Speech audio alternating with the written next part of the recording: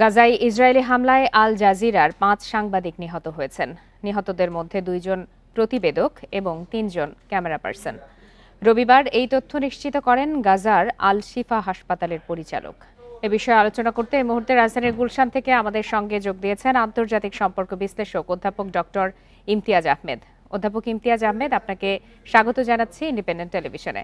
আমরা প্রতিবেদনেও যেমনটি দেখাচ্ছিলাম যে গাজায় ইসরায়েলের আগ্রাসন কোনোভাবেই থামছে না।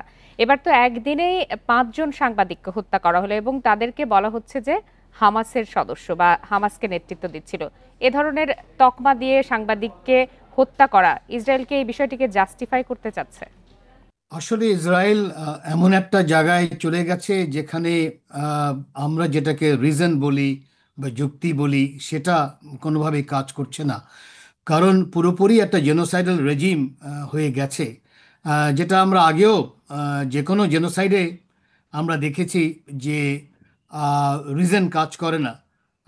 সেটা বড় আকারে হিটলারের সময় আমরা তাই দেখেছি।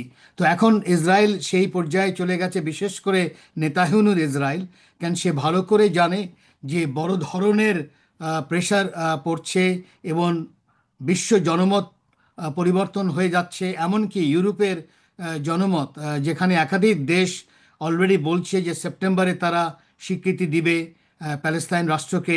কানাডা বলেছে খোলাখুলিভাবে, অস্ট্রেলিয়াও প্রকাশ করেছে সেপ্টেম্বরে। সো এই ধরনের একটা কাঠামোর মধ্যে ইসরায়েলের যারা ক্ষমতায় আছেন তারা এছাড়া আর কিছু করার নেই। এখন কথা হচ্ছে কখন এটা থামবে। আমি মনে করি এটা থামার একমাত্র যেই দেশ থামাতে পারে সেটা হলো আমেরিকা। এখন আমেরিকা নিজেই কমপ্লিসিট হয়ে গেছে এই জেনোসাইডের সাথে। সেখানে বড় আকারে আমেরিকার জনগণও কিন্তু রাস্তায় নেমেছে তার সরকারের বিরুদ্ধে। তারা ডেমোক্র্যাটসদের বিরুদ্ধেও নেমেছিল। এখন ডোনাল্ড ট্রাম্পের রিপাবলিকান পার্টির এই সিদ্ধান্তের ব্যাপারেও তারা নেমেছে। এখন দেখা দরকার যে এই জনগণের প্রেশার আমেরিকার রাষ্ট্রকে পরিবর্তন করবে কিনা। সেখানে যখন পরিবর্তন হবে তখন হয়তো আমরা কিছুটা পরিবর্তন দেখব ইসরায়েলে। ইসরায়েলের ভেতরেও তো নেতানিয়াহু প্রতিরোধের মুখে পড়েছেন এবং আপনি যেটি বলছেন যে আমেরিকার মদদে বেনিয়ামিন নেতানিয়াহু বা ইসরায়েল কি পুরো বিশ্বকেই বুড়ো আঙুল দেখাচ্ছে কিনা?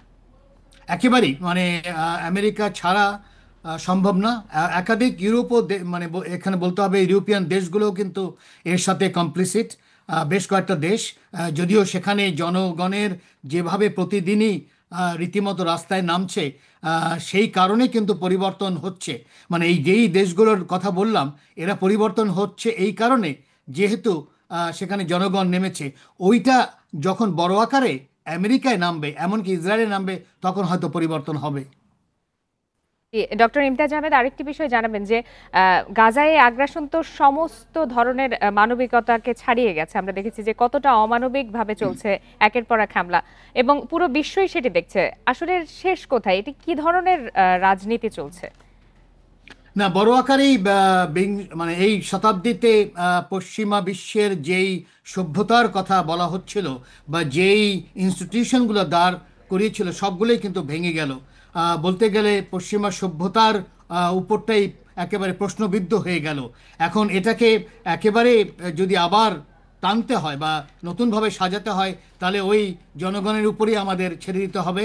তখন হয়তো আবার নতুনভাবে তাকে মানে রীতিমতো পৃথিবীর সামনে আসতে হবে। কিন্তু আপাতত যেই সভ্যতার কাঠামো তৈরি করেছিল সেটা কিন্তু একেবারে ভেঙে পড়েছে। অধ্যাপক ডক্টর ইমতিয়াজ আহমেদ, আপনাকে অসংখ্য ধন্যবাদ আমাদেরকে সময় দেওয়ার জন্য।